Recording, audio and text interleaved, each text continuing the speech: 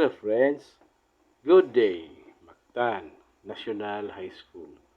Human sa pag-ilis na to og mga floor tiles sa atong accounting office, ato day ning gisunod ang usa ka room sa fourth floor sa 16 classroom building. Room ni Ma'am Sanchez. Ato makita ang mga floor tiles nga daghan na kay standard buak. Atong gihimo, atong sa ligando, gipatangtang sa nato ang tiles nga mga buak. Ilang gi kuhaan og mga simintong nga gahi aron nga level ang pagtaod sa bag-ong tiles gibakbakan.